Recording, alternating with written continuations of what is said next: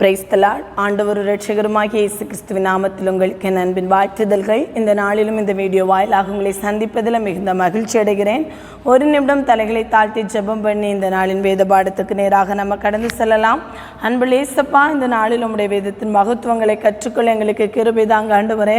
அப்பா, உம்முடைய வேதத்தின் மகத்துவங்களை கற்றுக்கொண்டு ஆண்டவரே அதன்படி நடக்க எங்களுக்கு கிருபை தாங்க. நீங்கள் எங்கள் கூட பேசுங்க. உம்முடைய நாம மாத்திரம் மகிமைப்படட்டும். இதை பார்க்கிற தம்முடைய மக்கள் ஒவ்வொருவருக்கும் இது பிரயோஜனமாய் அமைய என் தேவனீர் உதவி செய்யும்படி ஜெபிக்கிறோம்.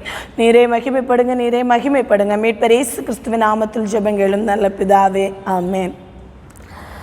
நம்ம இதுவரைக்கும் 38ஆம் அதிகாரம் வரைக்கும் பார்த்துருக்கிறோம். 34 to 38 வரை உள்ள அதிகாரங்களிலே யூதாவின் வீழ்ச்சிக்கு முன்னாக நடந்த சம்பவங்கள், எரேமியாவுக்கு நடந்த ஒரு சில ஆபத்தான சூழ்நிலைகள், ஜனங்கள் எரேமியாவை வெறுத்து ஒதுக்கின சூழ்நிலைகளை நம்ம ஏற்கனவே தியானித்தோம். எரேமியா இந்த நாட்களில் சிறைச்சாலையில் அடைபட்டு இருக்கிற சம்பவத்தை கூட நாம் தியானித்தோம். இப்போ 39ஆம் அதிகாரத்தை மட்டும் நம்ம பார்த்தோன்னா, அதாவது அது யூதாவின் வீழ்ச்சியின் போது, யூதா சிறையிருப்பின் அந்த படையெடுப்பின் போது நடந்த சம்பவத்தை தான் அந்த இடத்துல சொல்லப்பட்டிருக்கிறது. அதாவது சிதேக்கியா ராஜா அரசாண்ட 9ஆம் வருஷம் 10ஆம் மாதம், சிதேக்கியா ராஜா அரசாண்ட 9ஆம் வருஷம் 10ஆம் மாதம் என்ன செய்தார்? நெபுகாத்நேச்சர் என்ன செய்தார் என்றால் எருசலேமை முற்றுகை போட்டார். 11ஆம் வருஷம் 4ஆம் மாதம், கிட்டத்தட்ட 1 வருடமும் 6 மாதமும் என்ன செய்யப்பட்டிருக்கிறது என்றால் இது முற்றுகை போடப்பட்டிருக்கிறது. அந்த எருசலேம் ராஜ்யம் ஒரு பாபிலோன் ராஜாவால் முற்றுகை போடப்பட்டு 11ஆம் வருஷம் 4ஆம் மாதத்தில் வாசலில் திறப்பு கண்டபோது நேபுகாத்நேச்சாரின் சேனாபதிகள் உள்ளே என்ன செய்கிறாங்க? தேசத்துக்குள்ளாக உட்பிரவேசி வாங்குறாங்க. இதை பார்த்து சிதேக்கியா ராஜா என்ன செய்யவில்லை என்றால் எதிர்த்து போரிடாதபடிக்கு அவர் என்ன செய்கிறார்? தோட்டத்திற்கு வழியாக 2 மதில்களுக்கு நடுவான திறப்பை கண்டபோது அங்கேருந்து என்ன செய்கிறார்? புறப்பட்டு போகிறார். 4ஆவது வசனத்திலிருந்து 7ஆவது வசனம் வரை வாசித்து பார்த்தோன்னா, அந்த சிறையிருப்பின் நாளிலே, அந்த படையெடுப்பின் நாட்களிலே அந்த ராஜாவுக்கு நடந்த சம்பவம், ஒரு தேசத்தை அரசாளுகிற ராஜாவுக்கு நடந்த சம்பவத்தை நம்ம பார்க்க முடியும். 4ஆம் வசனத்திலிருந்து 7ஆவது வசனம் வரை அவர் வாசல் வழியாய் கடந்து போகிறார். ஆனால் கல்தேயர்கள் அவரை பிடித்து என்ன செய்கிறார்?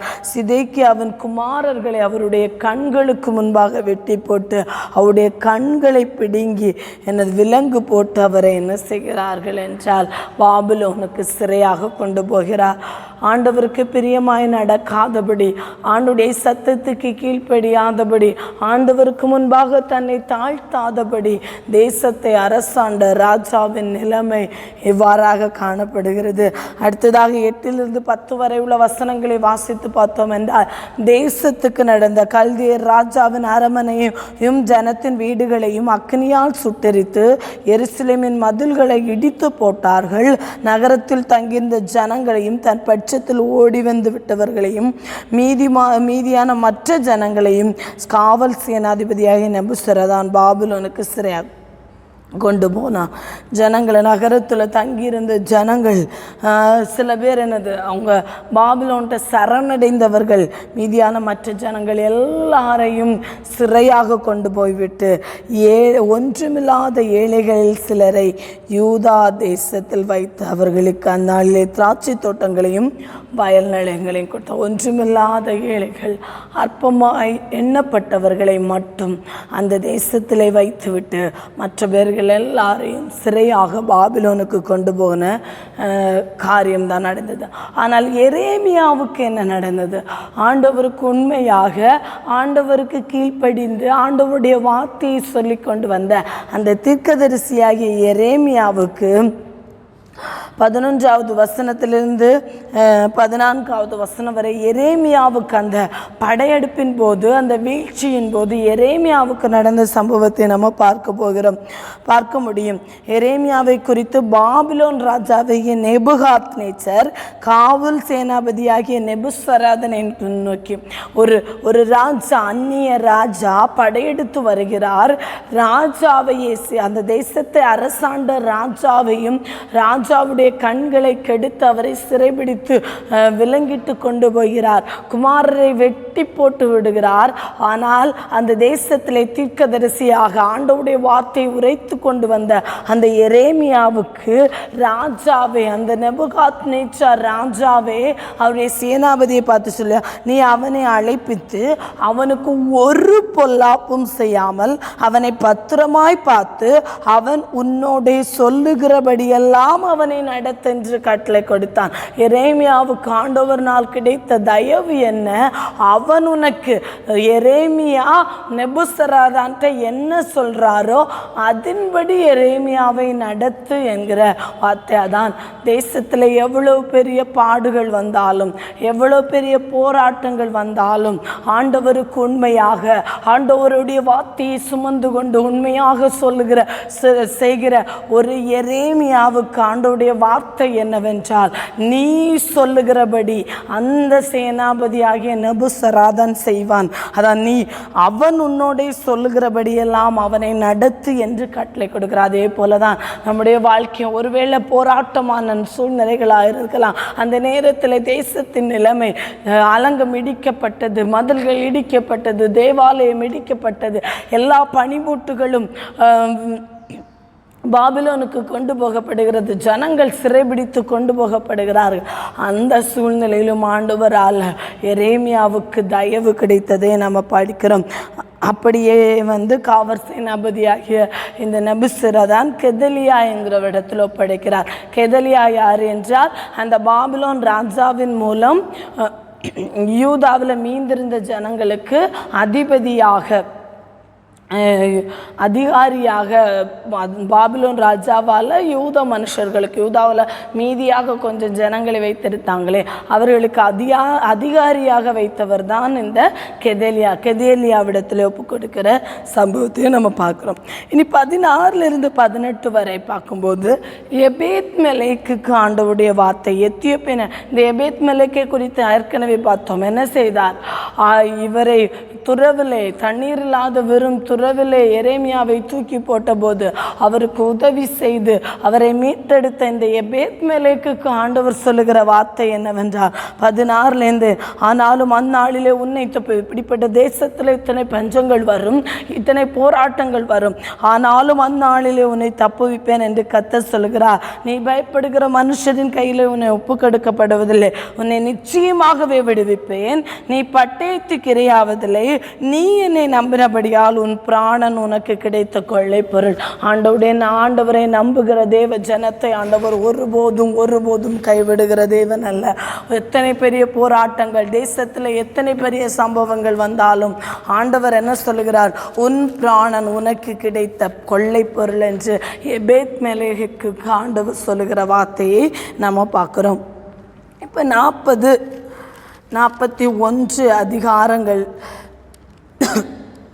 அல்ல நம்ம பார்க்கும்போது என்னென்னா, அதாவது 40 45 வரைக்குமே யூதாவின் வீழ்ச்சிக்கு பின்னாக நடந்த சம்பவங்களை தான் நம்ம 40 45 வரை பார்க்குறோம். இப்போ 40 41 வரை உள்ள அதிகாரங்களை நம்ம கொஞ்சம் பார்க்கும்போது ஒரு சம்பவம் சொல்லப்பட்டிருக்கிறது. இப்போ யூத மனுஷர்களுக்கு அதிகாரியாக யார் இருக்கிறார்? கெதலியா என்கிறவர் இருக்கிறார். இந்த கெதலியா வசத்தில் எரேமியாவையும் நெபுசராதான் என்ன செய்கிறார்? ஒப்படைக்கிறார். இந்த கெதலியா என்ன செய்கிறார்? ஜனங்களுக்கு அதிகாரியாக இருக்கும்போது அம்மோனின் ராஜாவாகிய பாலிஸ், அம்மோன் புத்திரன் ராஜாவாகிய பாலிஸ் என்பவர், ஷார்ட்டாக இந்த காரியத்தை உங்களுக்கு சொல்லி கடந்து போக விரும்புகிறேன். அம்மோன் புத்திரரின் ராஜாவிய பாலிஸ் இஸ்மவேல் என்கிற நெத்தனியாவின் குமாரனாகிய இஸ்மவேலை என்ன செய்கிறார் என்றால் கெதலியாவை அழித்து விடும்படியாக அனுப்புகிறார். ஆனால் இந்த விஷயம் என்னென்னா, கரேயாவின் குமாரனாகிய யோகனானுக்கு தெரிகிறது. இதை தெரிந்து கெதலியாவிடத்தில் சொல்லுகிறார், இப்படி ஒரு சம்பவம் நடக்க போகிறது, நீர் அதை தெரிந்திருக்கிறீரா, அறிந்திருக்கிறீரா? அதை நான் ரகசியமாய் போய் அந்த இஸ்மவேலை கொன்று போடட்டுமான்னு கேட்கும்போது கெதலியா என்ன செய்கிறார் என்றால், அந்த நேரத்தில் ஆண்டவருடைய வார்த்தையை கூட கேட்கவில்லை. எரேமியா அங்கே தான் இருக்கிறார். எரேமியாவிடம் போய் இப்படி ஒரு சம்பவம் நடக்கிறது, இப்படி நடக்குமா, ஆண்டவருடைய வார்த்தை என்ன என்று கெதலியா கேட்கவில்லை. நீ பொய் சொல்லுகிறாய், இஸ்மவேல் பேரில் நீ பொய்யான வார்த்தையை சொல்லுகிறாய் என்று யாருக்கும் கேட்காம என்ன செய்கிறார் என்றால் ஏகமாய் போஜனம் பண்ணினார்களாம். 41வது அதிகாரங்களை வாசித்து பார்க்கும்போது அந்த கெதலியாவோடு கூட இந்த இஸ்மவேலும் அவரோடு கூட வந்த ஜனங்களும் ஏகமாய் போஜனம் பண்ணின முன்பு இந்த இஸ்மவேல் என்ன செய்கிறார், கெதலியாவை கொன்று போட்டு யூத ஜனங்களில் அநேகரை கொன்று போடுகிறார். இந்த செய்தி யோகனானுக்கு தெரிகிறது. இன்னும் அநேக திரும்ப அவர் நடிக்கிற சம்பவங்கள், தாரியை சிரைத்து கொண்டு கெதலியாவுக்கு என்னவோ நடந்தது என்று சொல்லுகிறார். இப்படி நடிக்கிற சம்பவங்கள் அவரே கொன்றுவிட்டு ஜனங்கள் முன்பாக இஸ்மவேல் நடிக்கிறார். இப்படிப்பட்ட சம்பவங்கள் எல்லாம் நடைபெறுகிறது. நடைபெற்று கொண்டே வரும்போது யோகனான் இந்த செய்தியை கேட்டு என்ன செய்கிறார், இஸ்மவேல் ஒரு கூட்டம் ஜனங்களை அம்மோன் புத்திரர் நடுவில் அந்த ராஜா கிட்ட என்ன செய்கிறார், சிறைபிடித்து கொண்டு போகிறார். ஆனால் இந்த யோகனான் போய் அந்த ஜனங்களை எல்லாம் மீட்டு கொண்டு வருகிறார்.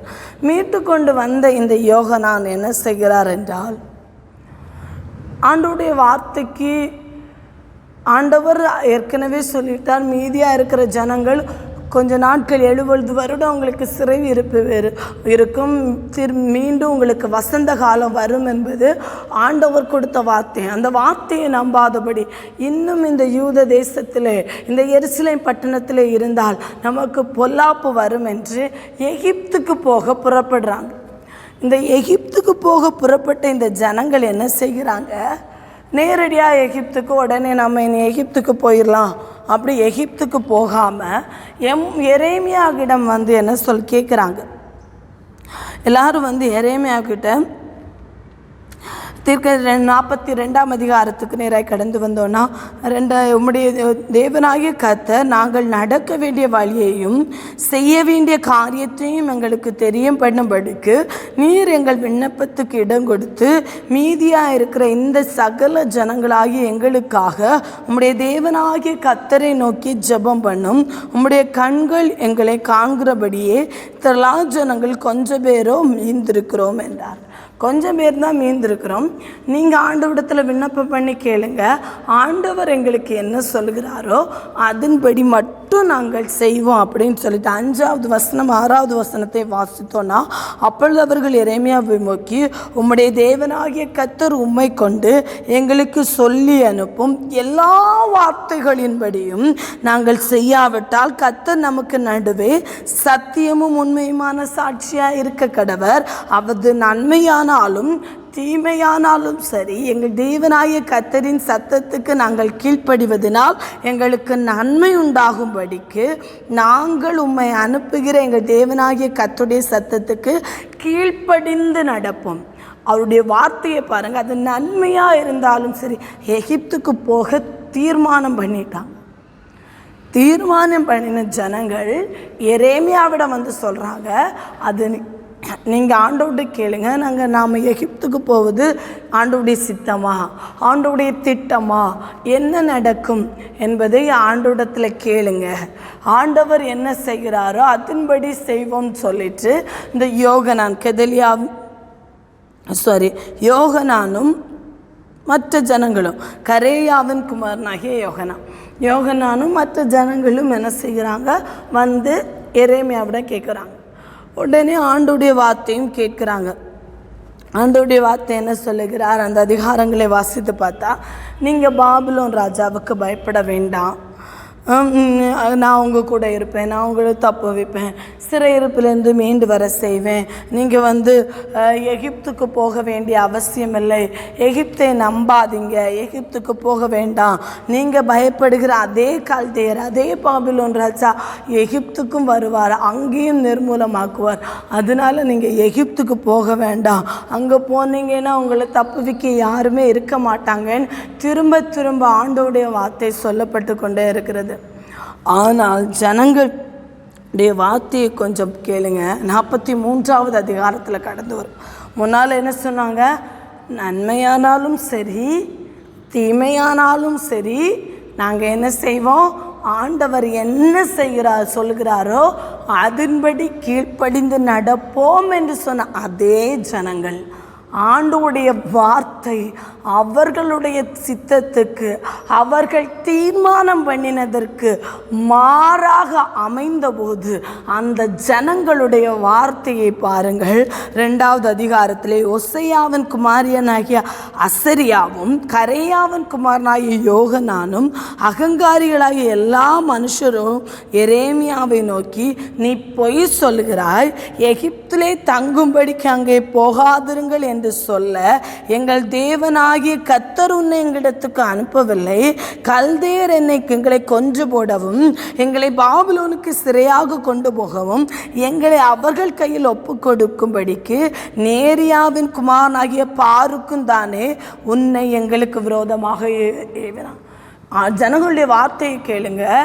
நேரியாவின் குமாரனாகிய பாருக்கும் நீயும் சேர்ந்து நாங்கள் அங்கே கல்தேயர்களை கொண்டு போடவும் நாங்கள் பாபிலோனுக்கு சிறையாக போகும்படியாக நீ போய் சொல்கிறார். ஆண்டவருடைய வார்த்தையை கேட்டு சொல்லுங்க, அதன்படி நடப்போம் என்று சொன்ன அதே ஜனங்களுடைய வார்த்தை இன்றைக்கு ஆண்டவருடைய திட்டம் இவர்களுடைய திட்டத்துக்கு மாறாக இருக்கிறது என்பதை அறிந்தபோது ஆண்டவருடைய வார்த்தைக்கு கீழ்ப்படிய மனமற்றவர்களாக என்ன செய்கிறாங்க? எல்லாரையும் எரேமியா பாருக் எல்லாரையும் இழுத்து கொண்டு என்ன செய்கிறாங்க? எகிப்துக்கு ஓடி போகிற சம்பவத்தை பார்க்குறோம். அப்போ தக்பனேஸ் என்கிற ஒரு இடத்துல வர்றாங்க. எகிப்திலே தக்பனேஸ் என்கிற இடத்துல வந்தபோது கர்த்தருடைய வார்த்தை திரும்ப எரேமியாவுக்கு உண்டாகி ஆண்டவர் சொல்லுகிறார், நீ உன் கையிலே பெரிய கற்களை எடுத்துக்கொண்டு யூத ஜனங்களுக்கு முன்பாக அவைகளை தக்பானேஸ் என்கிற ஒரு இடத்துல வந்தபோது தக்பானேஸில் இருக்கிற பார்வோனுடைய அரண்மனையின் ஒளிமுக வாசலில் இருக்கிற சூளையின் மண்ணிலே புதைத்து வைத்து அவர்களை நோக்கி, இதோ என் ஊழியக்காரன் ஆகிய நெபுகாத்நேச்சார். இப்பொழுது ஆண்டவர் யாரை ஊழியக்காரன் என்று சொல்லுகிறார்? பாபிலோன் ராஜா, அந்நிய ராஜாவாகிய அந்த நெபுகாத்நேச்சாரை ஆண்டவர் சொல்லுகிறார், என் ஊழியக்காராகிய நெபுகாத்நேச்சார் என்கிற பாபிலோன் ராஜாவை நான் அழைத்தனுப்பி நான் புதைப்பித்த இந்த கற்கள் மேல் அவனுடைய சிங்காசனத்தை பாபிலோனுடைய சிங்காசனத்தை வைப்பேன். அவன் தன் ராஜ கூடாரத்தை அவைகளின் மேல் விரிப்பான். எந்த எகிப்தை நம்பி நீங்கள் யூத தேசத்தை விட்டு எருசலேமை விட்டு நீங்கள் கடந்து போனீர்களோ அதே தேசத்திலும் பாபிலோன் ராஜா ஒரு நாள் வருவான். அவன் அந்த சிங்காசனத்தை ஸ்தாபிப்பான் என்பதை ஆண்டவர் அந்த இடத்திலே சொல்லுகிறதை நம்ம பார்க்க முடியும். அடுத்ததாக 44ஆம் அதிகாரத்துக்கு நேராக கடந்து வரும்போது திரும்ப எகிப்து தேசத்தில் குடியேறின அந்த ஜனங்களை பார்த்து ஆண்டவருடைய வார்த்தை ரொம்ப ரொம்ப ரொம்ப வேதனையான வார்த்தைகளை ஆண்டவர் சொல்லுகிறார். நீங்கள் இந்த தீங்கெல்லாம் அந்த நாட்களிலே பண்ணினீங்க. அறியாத தேவர்களுக்கு தூபம் காட்டவும் ஆராதனை செய்வோம் எனக்கு கோபம் உண்டாக்குனபடினால இந்த பொல்லாப்பெல்லாம் வர பண்ணினேன். இப்போவும் நீங்கள் எனக்கு கீழ்ப்படியாதபடினால என் உக்கிரமும் என் கோபம் உண்டு. யூதாப்பட்ட கிரைஸ்தவ வீதிகளில் பற்றி இருந்து அவைகளின் வனாந்திரம் பாழுமாய் போயிடுச்சு. இப்போ கூட நீங்கள் வார்த்தைக்கு கீழ்ப்படியாததுனால உங்களை வேறற்று போக பண்ணுவதற்கும் 8வது வசனம், நீங்கள் பூமியின் சகல சகல ஜாதிகளுக்குள்ளும் சாபமும் நிந்தையுமாய் இருப்பதற்கும் நீங்கள் தங்கியிருக்க வந்த எகிப்து தேசத்திலே அந்நிய தேவர்களுக்கு தூபம் காட்டுவானேன். யூதா தேசத்திலே எகிப்து எருசலேம் வீதிகளிலும் உங்கள் பிதாக்கள் செய்த பொல்லாப்புகளையும் யூதாவின் ராஜாக்கள் செய்த பொல்லாப்புகளையும் அவர்கள் ஸ்திரீகள் செய்த பொல்லாப்புகளையும் நீங்கள் செய்த பொல்லாப்புகளையும் உங்கள் ஸ்திரீகள் செய்த பொல்லாப்புகளையும் மறந்து போனீர்களோ அவர்கள் இந்நாள் மட்டும் மனம் நொறுங்குண்டதும் இல்லை, அவர்கள் பயப்படுகிறதும் இல்லை. நான் உங்கள் முன்பாகவும் உங்கள் பிதாக்கள் முன்பாகவும் வைத்த என் வேதத்தின்படியும் என் கட்டளையின்படி நடக்கிறதும் இல்லை அப்படின்னு சொல்லி ஆண்டவர் சொல்லுகிறதை பார்க்குறோம். 12வது வசனத்தில் ஆண்டவர் சொல்லுகிறார், எகிப்து தேசத்திலே தங்கும்படிக்கு வர தங்கள் முகங்களை திருப்பின மீதியான யூதரை வாரிக்கொள்ளுவேன். அவர்கள் அனைவரும் எகிப்து தேசத்திலே நிர்மூலமாவார்கள். அவர்கள் சிறியவன் முதல் பெரியவன் வரைக்கும் பட்டயத்துக்கு இரையாகி பஞ்சத்தால் நிர்மூலமாவார்கள். அவர்கள் பட்டயத்தாலும் பஞ்சத்தாலும் செத்து சாபமும் பாழும் பழிப்பும் நிந்தையும் ஆவார்கள்.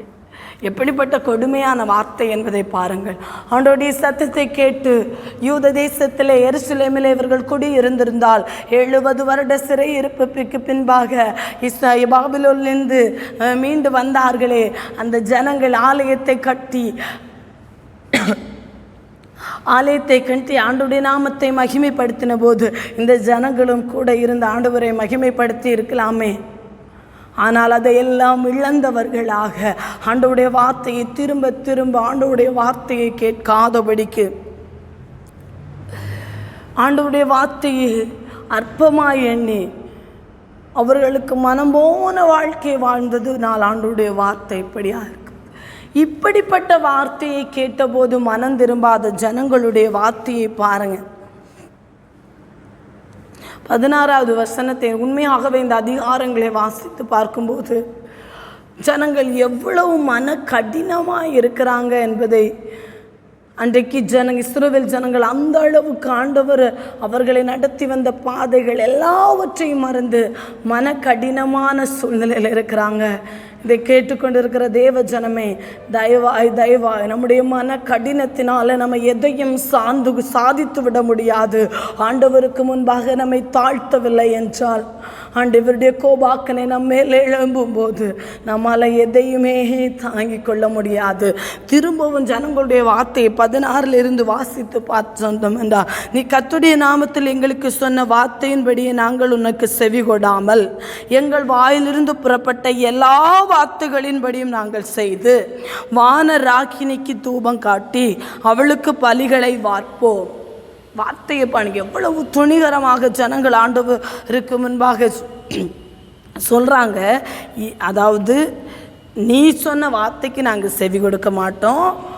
எரேமியாக்கிட்ட சொல்கிறாங்க, எங்கள் வாயிலிருந்து புறப்பட்ட எல்லா வார்த்தையின்படியும் நாங்கள் செய்து வானராகினிக்கு நாங்கள் தூபம் காட்டி வானராக்கினி என்கிற தூபம் காட்டி அவளுக்கு பானபலிகளை வார்ப்போம்.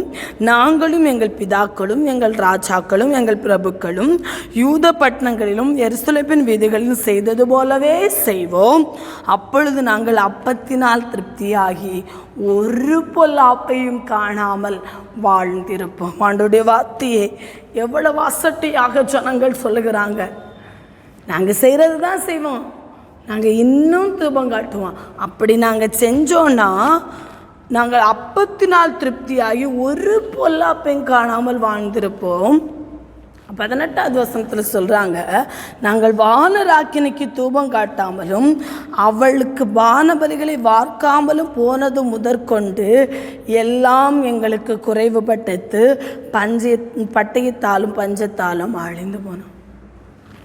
வார்த்தையை பாருங்க, ஆண்டவருடைய வார்த்தையை நாங்கள் கேளாமல் போனதுனால இப்படிப்பட்ட சம்பவத்துக்கு நாங்கள் ஆளாகிவிட்டோமே. ஆண்டவரண்டை நாங்கள் திரும்புவோம், ஆண்டவருடைய வார்த்தைக்கு செவி கொடுப்போம் என்கிற ஒரு வைராக்கியம், ஒரு மனத்தாழ்மை இல்லாதபடி ஜனங்கள் நாங்கள் வானராகினிக்கு தூபம் காட்டிகிட்டு இருந்தோம். அது தூபம் காட்டாததுனால தான் இந்த பிரச்சனையெல்லாம் வந்துடுச்சு. இனி நாங்கள் அதை செஞ்சோன்னா அப்பத்தினால திருப்தியாகி எந்த பொல்லாப்பும் காணாமல் வாழ்ந்திருப்போம்னு சொல்லி ஜனங்கள் சொல்லுகிறதை பார்க்க.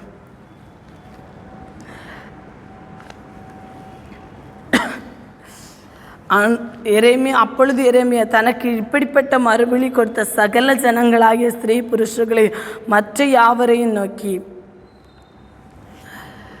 யூதாவின் பட்டணங்களின் எருசலேமின் வீதிகளில் நீங்களும் உங்கள் பிதாக்களும் உங்கள் ராஜாக்களும் உங்கள் பிரபுக்களும் தேசத்தின் ஜனங்களை காட்டின தூபங்களை அல்லவோ கத்த நினைத்து தம்முடைய மனதிலே வைத்து கொண்டா. நீங்கள் அந்நிய தேவர்களுக்கு தூபம் காட்டினபடினால தானே இப்படிப்பட்ட பொல்லாப்பெல்லாம் வந்தது. இருந்து நீங்கள் என்ன செய்ய மாட்டேங்கிறீங்க, மனம் திரும்ப மாட்டேங்கிறீங்கன்னு சொல்லி ஆண்டவருடைய வார்த்தை, எகிப்து தேசத்தில் நீங்கள் பஞ்சத்தினாலும் பட்டயத்தினாலும் மரித்து போவீங்கன்னு சொல்லி ஆண்டவருடைய வார்த்தை 28வது வசனத்தில் சொல்லுகிறார். எல்லாரும் மரித்து போவீங்க, ஆனால் நான் கொஞ்சம் பேரை வச்சுருப்பேன். எகிப்திலையும் நான் கொஞ்சம் வேறு வச்சுருப்பேன். அவர்களை எதுக்காகன்னு சொல்லுகிற 28வது வசனத்தில் பார்க்கணும். ஆனாலும் பட்டயத்துக்கு தப்புகிறவர்கள் எகிப்து தேசத்திலும் யூதா தேசத்துக்கு கொஞ்சம் பேராய் திரும்புவார்கள். அப்படியே எகிப்து தேசத்தில் தங்கியிருக்க வந்த யூதாவின் மீதியான அனைவரும் அக்காலத்திலே தங்களுடைய வார்த்தையோ என் வார்த்தையோ யாருடைய வார்த்தை மெய்ப்படும் என்று அறிவார்கள். எதற்காக ஆண்டவர் கொஞ்சம் ஜனத்தை மீதியாக வைப்பாராம்? நீங்கள் இன்னைக்கு எங்கள் வார்த்தையின்படி தான் நாங்கள் செய்வோம் சொன்னீங்களே, அந்த வார்த்தை மெய்ப்படுதா இல்லை என் வார்த்தை ஆண்டவராகிய தேவனுடைய வாயிலிருந்து வந்த வார்த்தை மெய்ப்படுதா என்பதை பார்க்கும்படியாக நான் கொஞ்சம் ஜனத்தை வைத்திருப்பேன் என்று ஆண்டவர். உங்களுடைய நீங்கள் செய்த தயவுனால கொஞ்சம் ஜனத்தை நான் வைக்க மாட்டேன், ஆனால் ஏன் நாமம் விளங்கும்படியாக, நான் அதிசயமானவர், நான் வார்த்தையில் உண்மை உள்ளவர் என்பதை விளங்க பண்ணும்படியாக நான் கொஞ்சம் பேரை மீதியாக வைத்திருப்பேன். அந்த நாட்களில் அவர்கள் அறிந்து கொள்வார்கள் என்று ஆண்டவர் சொல்லுகிறதை பார்த்துட்டு அடுத்ததாக சொல்கிறார், எப்படி சிதேக்கியாவை நேபுகாத்நேச்சார் கையில் ஒப்பு கொடுத்தனோ அதே போல பாபிலோன் ராஜாவாகிய ஒப்ரா என்னும் பார்வோன் ஒப்ரா என்னும் எகிப்தின் ராஜாவையும் எங்கள் நேபுகாத்நேச்சார் கையில் ஒப்பு கொடுப்பேன். அந்த நாட்களில் எகிப்தில் ராஜாவாக இருந்தவர் பார்வோன் ஒப்பிரா, அவரையும் நான் என்ன செய்வேன், நேபுகாத்நேச்சார் கையில் பாபிலோன் ராஜாவை கையில் ஒப்பு கொடுப்பேன் என்று ஆண்டவர் சொல்லுகிறதை பார்க்க முடியும்.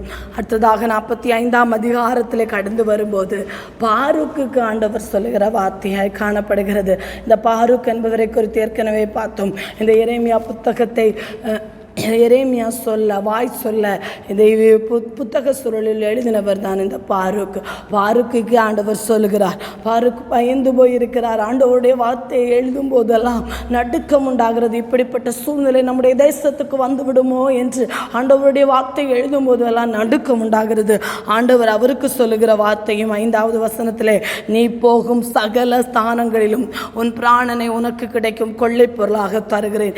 எபேத்மெலேக்குக்கும் ஆண்டவர் இதே வார்த்தையை சொன்னார், உன் பிராணன் உனக்கு கிடைக்கும் கொள்ளை பொருள். இங்கே பாரூக்குக்கும் ஆண்டவர் சொல்கிறார், உன் பிராணன் உனக்கு கிடைக்கும் கொள்ளை பொருள். உலகத்தில் எத்தனை பெரிய போராட்டங்கள் வந்தாலும், எத்தனை பாடுகள் வந்தாலும், எத்தனை பஞ்சங்கள் வந்தாலும், எத்தனை இயற்கை சீற்றங்கள் வந்தாலும் சரி, ஆனால் ஆண்டவருக்கு பயந்து ஆண்டவருக்கு உண்மையாய் வாழுகிற நம்மை பார்த்து ஆண்டவர் சொல்லுகிற வார்த்தை, நம்முடைய பிராணன் நமக்கு கிடைக்கும் கொள்ளை பொருள். ஒருவேளை இந்த உலகத்திலே மடிந்து போகலாம், இந்த எகிப்திலே அழிவு நிமித்தம் நம்ம மாண்டு போகலாம், ஆனால் நித்திய ஜீவனை பெற்றுக்கொள்ளவில்லை என்றால் அந்த பரலோக வாக்கியத்தை ஆண்டவர் நமக்கு கொள்ளை பொருளாக தருவார் என்பதில் எந்த சந்தேகமும் இல்லை. ஆண்டவருக்கு பிரியமாக நாம் வாழ்வோம் என்றால், எப்படி பாருக்கு எபேத்மெலேக்குக்கும் எரேமியா என்கிற ஒரு தீர்க்கதரிசிக்கு உதவியாக இருந்த ஆண்டவருடைய வார்த்தைக்கு கீழ்ப்படிந்து நடந்தார்களோ அவர்களுக்கு ஆண்டவர் அவருடைய பிராணனை கொள்ளை பொருளாக கொடுப்பாரே என்றால், அதே போல நமக்கும் ஆண்டவர் அந்த நித்திய ஜீவனை அளிப்பேன் என்று கொடுத்த அந்த வாக்கு தத்தத்தை கண்டிப்பாக நம்முடைய வாழ்க்கையிலும் நிறைவேற்றுவார். உலகத்திலே நம்முடைய ஆண்டுகள் எவ்வளவாய் வேண்டாலும் போயிடலாம், ஆனால் ஆண்டவருடைய சமூகத்திலே போய் அந்த நித்திய ஜீவனை பெற்றுக்கொள்கிற பாக்கியத்தை ஆண்டவர் தருவார் என்பதில் எந்த சந்தேகமும் இல்லை என்பதுதான் இந்த வேதம் நமக்கு கற்றுக் கொடுக்கிற பாடாக இருக்கிறது. இந்த இஸ்ரவேல் ஜனங்களைப் போல திரும்ப மனதை கடினமாக்கி கொள்ளாதபடிக்கு ஆண்டவருடைய சமூகத்தில் இன்னும் நம்மை தாழ்த்த ஆண்டவர் நமக்கு கிருபை தருவாராக. ஜெபிக்கலாமா? இயேசப்பா, இந்த நாளில் உம்முடைய சமூகத்தில் கடந்து வந்து உம்முடைய வேதத்தை கற்றுக்கொள்ள உதவி செய்கிறேன். நன்றி அப்பா. ஆண்டவரை இஸ்ரவேல் ஜனங்களைப் போல இன்னும் எங்களை கடினப்படுத்தி கொள்ளாதபடிக்கு ஆண்டவரே அப்பா உம்முடைய வார்த்தை தான் ஆண்டவரே எந்த சூழ்நிலையிலும் மெய்ப்படும், அதில் எந்த சந்தேகமும் இல்லை ஆண்டவரே.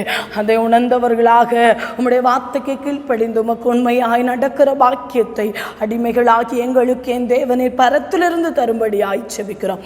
நீரே மகிமைப்படுங்க, நீரே மகிமைப்படுங்க. உம்முடைய நாம மாத்திரம் மகிமைப்படட்டும். மீட்பர் இயேசு கிறிஸ்துவின் நாமத்தில் ஜெபங்கள் நல்ல பிதாவே. ஆமேன், ஆமேன், ஆமேன். தேங்க்யூ.